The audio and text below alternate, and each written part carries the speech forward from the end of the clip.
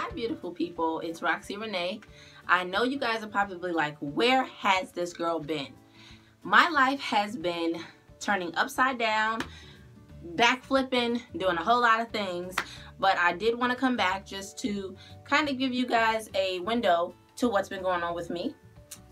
First and foremost, thank you to all of my new subscribers, people that have been commenting, giving commentary on my videos. I know I have been going for such a very long time, but we're going to get into that in a second.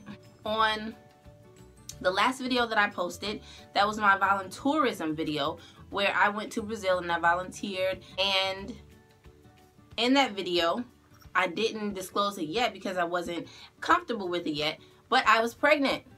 I found out I was pregnant 1 week before I went to Salvador, Brazil, and I was still trying to wrap my head around everything. So that's kind of why I've been gone for such a very long time. When I found out I was pregnant, I was about 7 weeks, almost 2 months, and that whole entire time I did not do any YouTube videos chronicling my pregnancy or my experience, just because if any of you out there have ever had a really hard pregnancy, like nausea or not having the proper support that you feel, or just kind of dealing with a little depression, then you know that it's hard. So my pregnancy was not the easiest, simply because point number one being that I'm in New York, my family and friends are in Chicago, so they weren't physically with me and they couldn't physically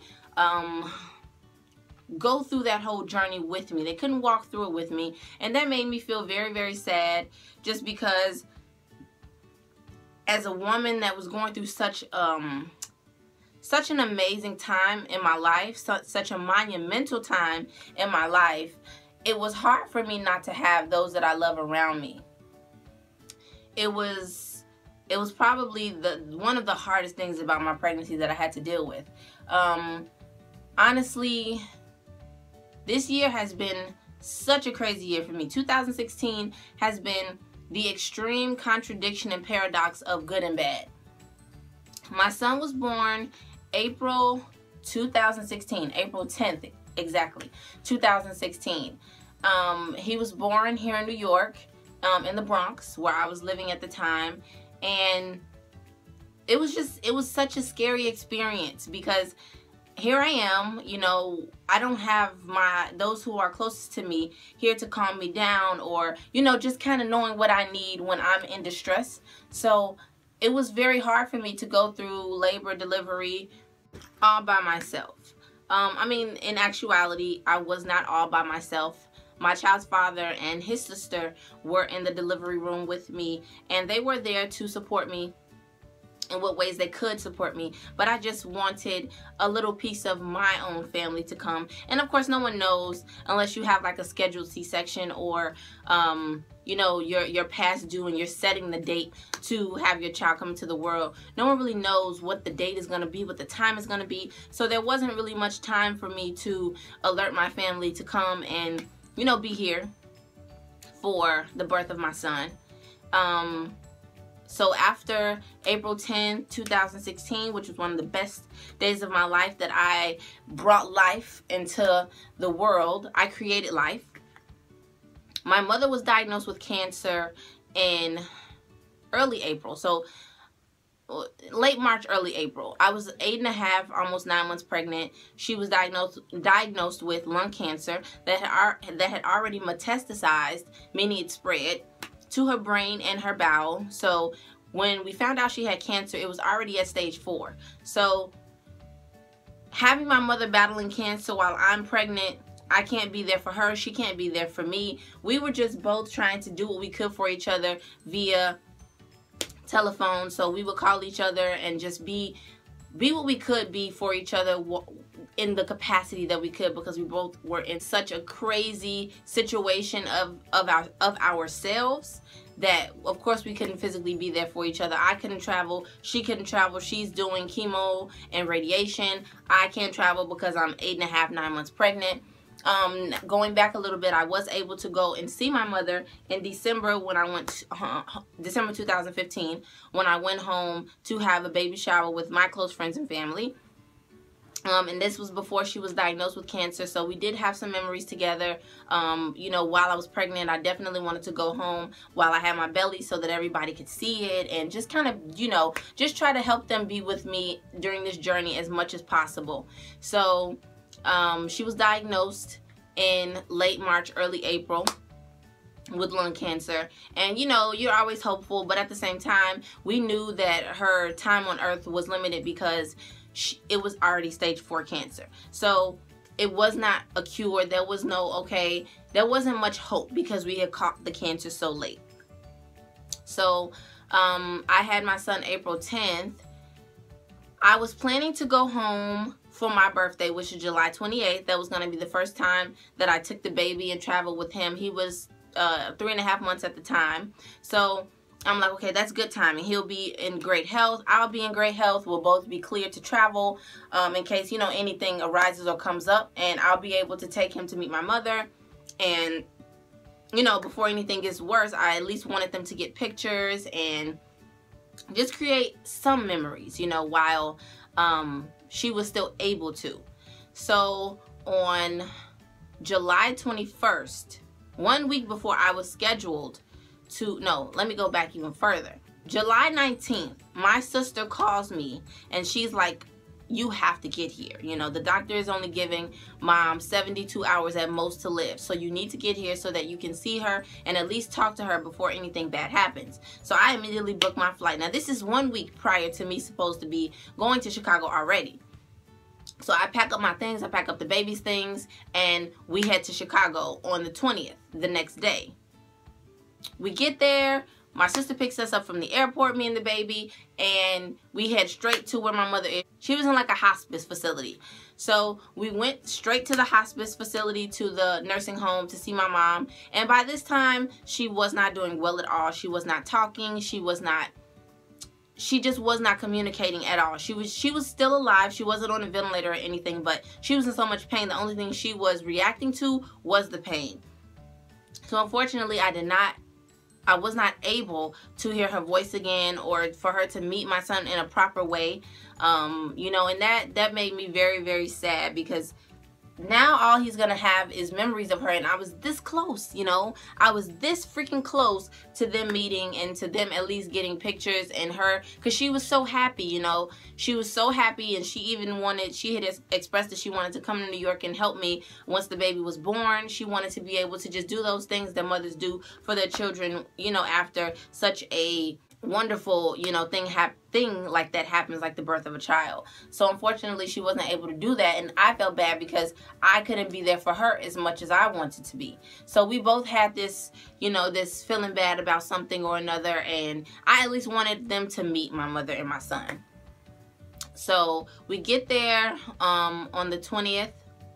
And, you know, we saw my mom, I sat with her and I talked to her for a while. And seeing the condition that she was in, if you one of the only people that I felt like lived her life for her. Yes, you know, she had some transgressions when it came to raising her children and not putting us first. But I forgave her a long time ago for that stuff. And I actually started to respect her for her choices, as far as just living her life for her. Doing the things that she wanted to do, making sure that she was happy. And although that comes off as selfish, we only have one life to live, and she made sure that she lived hers to the fullest. So seeing her lying down in the bed, incapacitated, not telling jokes, not cursing, not just being herself, you know, she just was a very lively woman. And seeing that, it just immediately brought tears to my eyes, because I never wanted to see her that way. She was never a person that wanted to go to the hospital. She never wanted to hear such bad news like that. So for her to have cancer, she didn't even want to hear the word cancer. So I don't have a problem with death. I just had a problem with her suffering. So as I talked to her, I told her, you know, it's okay to let go. You know, we don't want to see you this way. It's okay to go to rest. Just rest. You know, that's what we want. And she died the next day, which was July 21st, 2016. That was exactly 1 week, exactly 7 days away from my 25th birthday. So she died July 21st. Her funeral was July 30th, 2 days after my 25th birthday. So she didn't get to meet my son. I had a very messed up 25th birthday. You know, and her funeral was 2 days after my birthday, and that was just, I thought that was going to be the, you know, the birth and the death of 2016. I'm like, okay, the universe sent me my son because the universe knew that my mother's time was limited. So in order to help me cope with the death of my mother, I have this beautiful baby boy here, and that was just going to be that. So we buried my mom in the same cemetery right next to my father. My father was a veteran, so they both got buried right next to each other.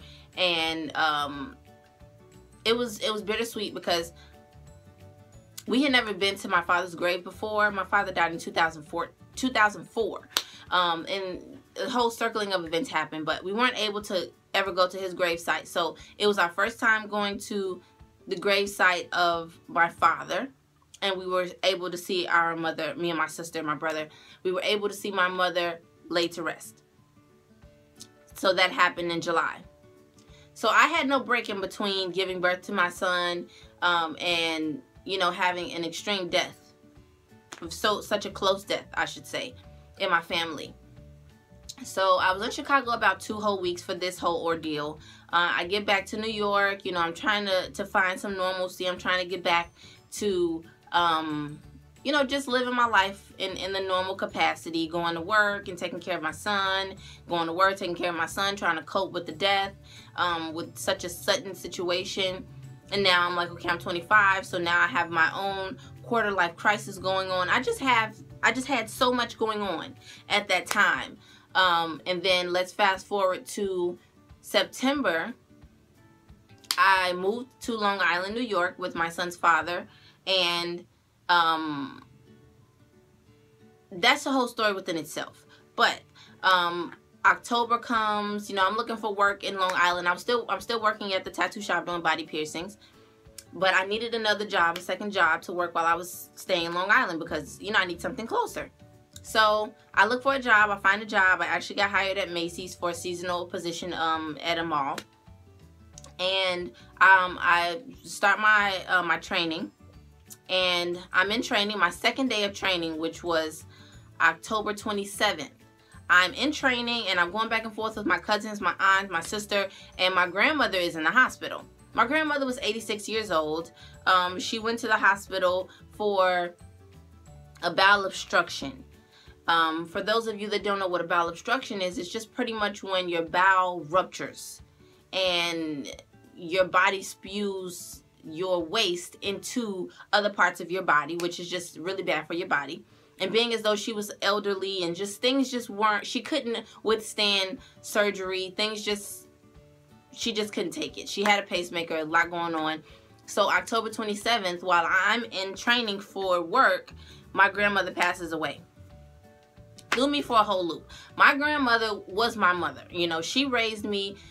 My mother and my father, they both struggled with substance abuse and alcohol abuse. So my grandparents, my grandmother and grandfather, raised me and my sister as their own. My grandmother, I get so many things from her, from the resemblance of how close we look to her clothing, her style, everything. My grandmother is my absolute hero. You know, she taught me how to be a woman, how to be a lady, you know, and to have her pass away was bittersweet for me because she was tired. You know, she lived 86 years. She did so much for everybody. But at the same time, you don't want somebody that you look to like your idol. You don't want them to leave the earth because you know that those conversations that you have, they end.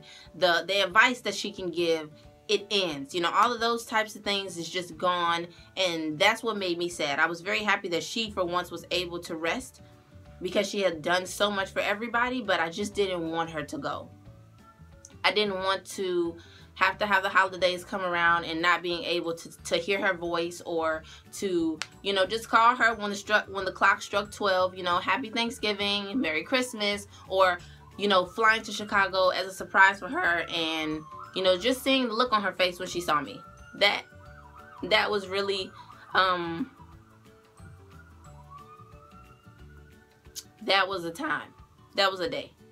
I'm still sort of numb. But, so she died October 27th, and I had to go to Chicago and, Me and my son went. Ooh. Excuse me, guys. Sorry. All right, shake that off.